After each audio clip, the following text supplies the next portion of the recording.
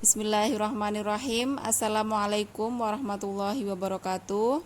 Semoga Anda semua dalam keadaan sehat, dan marilah bersama kita bersyukur atas segala nikmat yang telah diberikan Allah. Dan sebelum memulai pembelajaran, silakan berdoa di dalam hati masing-masing. Oke, hari ini kita akan belajar pada tema 3, subtema 2, pembelajaran kedua. Silakan disiapkan pensil dan penanya, dan silakan dibuka bukunya pada halaman ke-71. Di situ ada kegiatan Ayo Membaca, yaitu tentang penyakit pada organ pencernaan. Ada 3 penyakit. Yang pertama, diare. Diare adalah penyakit atau keadaan di mana si penderita mengalami buang air besar bercampur air berkali-kali. Seringkali diare juga disebabkan oleh virus, bakteri, alergi, atau tidak tahan makanan tertentu atau kurang gizi. Nah, diare ini biasanya dialami oleh anak-anak yang gemar jajan sembarangan. Orang yang mengalami diare akan kehilangan banyak cairan tubuh, dan jika kelamaan akan mengalami dehidrasi. Kondisi kesehatannya juga menurun, kemudian berat badannya juga mengalami penurunan drastis. Penyakit diare disebabkan oleh kuman dapat menular. Nah, penularannya terjadi melalui feses atau kotoran dari penderita diare yang buang air besar di sembarang tempat.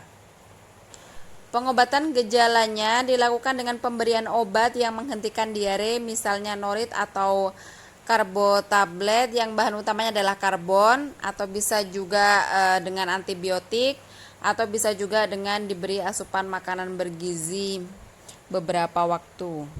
Untuk yang kedua yaitu disentri.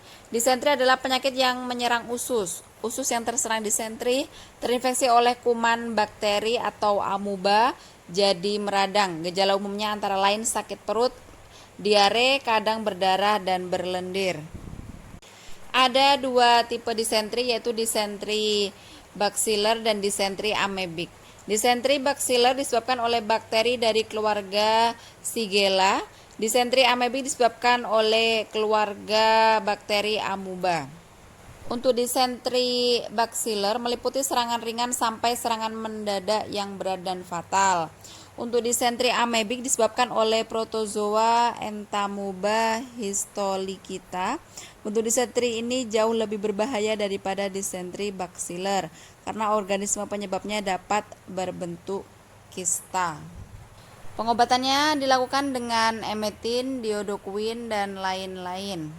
Yang ketiga yaitu cacingan. Di sini ada beberapa jenis. Yang pertama cacing gelang, disebabkan oleh cacing gelang itu sendiri. Kemudian gejalanya yaitu perut mulas, kemudian diare dan kembung. Untuk pengobatannya yaitu memberikan obat cacing yang tepat melalui resep dokter. Untuk yang kedua yaitu cacing tambang. Ini disebabkan oleh cacing tambang itu sendiri. Gejalanya yaitu perut mulas, kemudian diare dan kembung. Untuk pengobatannya dengan obat cacing yang sesuai. Untuk yang ketiga yaitu cacing kremi. Nah, ini cacingnya berada di air atau tanah yang tidak bersih ya.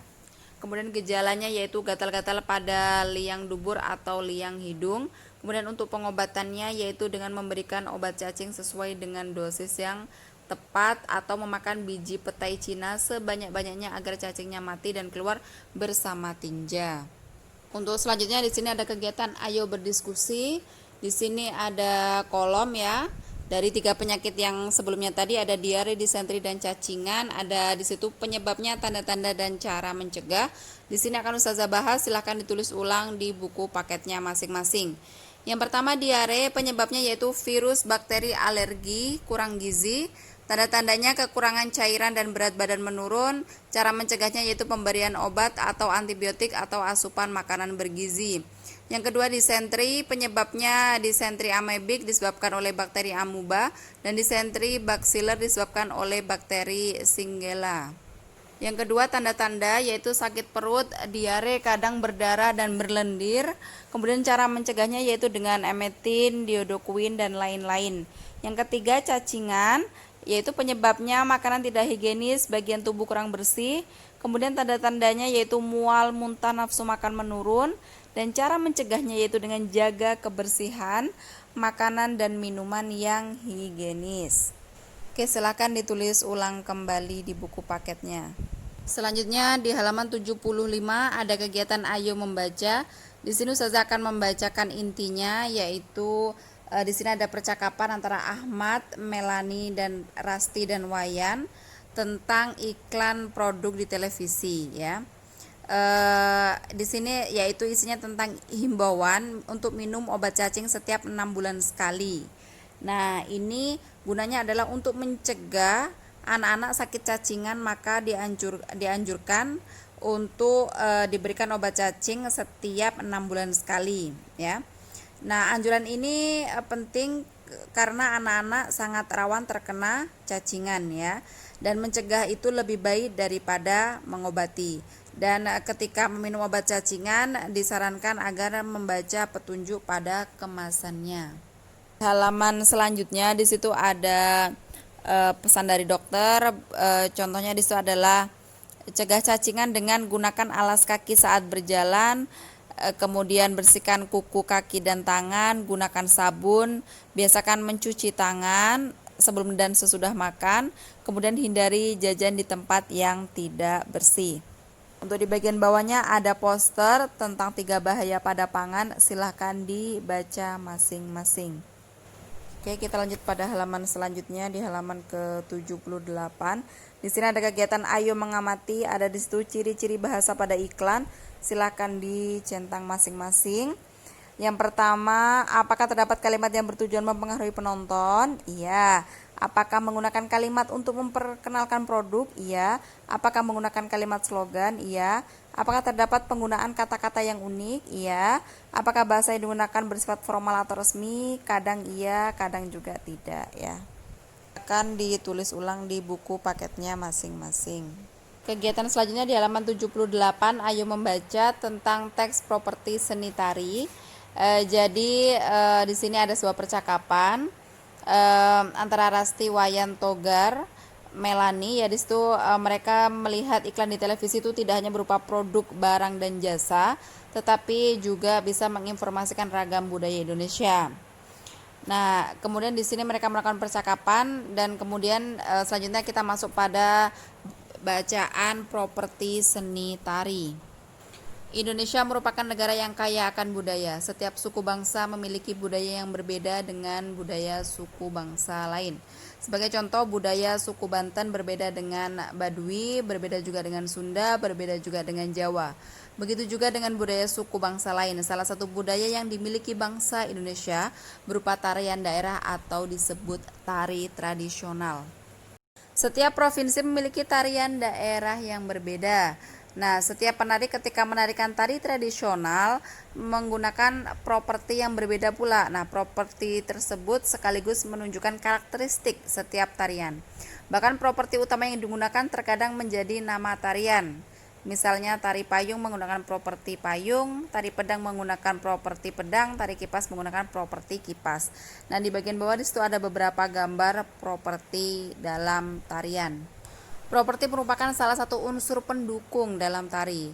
Sebenarnya ada tarian yang menggunakan properti dan ada juga yang tidak. Nah, properti ini apa? Yaitu semua perlengkapan yang digunakan oleh penari saat menari. Di halaman ke-81 ada kegiatan Ayo Berlatih. Silakan ditulis ulang kembali di buku paketnya ya. Bisa nama tarian itu yang ada di buku paket atau sesuai yang ini Ustazah berikan.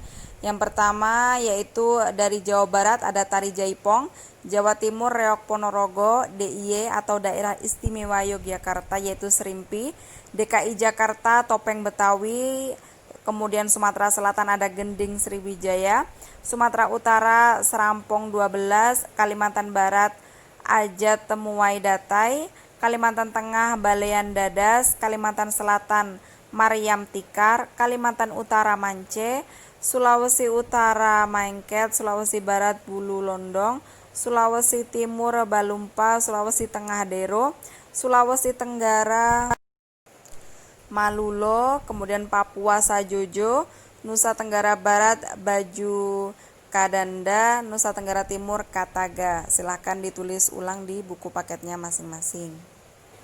Untuk yang terakhir di sini ada kegiatan Ayo Menambah Wawasan tentang seni tari di Indonesia. Negara Indonesia adalah negara kepulauan. Sebagai negara kepulauan, Indonesia mempunyai banyak pulau yang terhampar dari Sabang sampai Merauke. Setiap pulau memiliki suku bangsa dan budaya yang berbeda-beda. Nah, kemudian kita lihat pada gambar tentang tarian ya, di situ ada setiap daerah memiliki gerakan tarian yang berbeda. Gerakan-gerakan dalam tarian daerah memiliki makna dan maksud tersendiri. Misalnya, tari untuk menyambut tamu, tari perang, tari keagamaan, dan tari yang melambangkan kegotong royongan. Jadi silahkan dilihat pada gambar tentang tari tradisional Nusantara. Oke, untuk pembelajaran kali ini sudah selesai ya. Jadi untuk tugasnya silahkan dibaca ulang, kemudian digaris bawah poin-poin yang penting dan pembahasan yang sudah Ustazah bahas. Silahkan ditulis ulang kembali. Oke, Ananda semua, sampai di sini pembelajaran kali ini. Tetap semangat belajar dan Ustazah akhiri. Wassalamualaikum warahmatullahi wabarakatuh.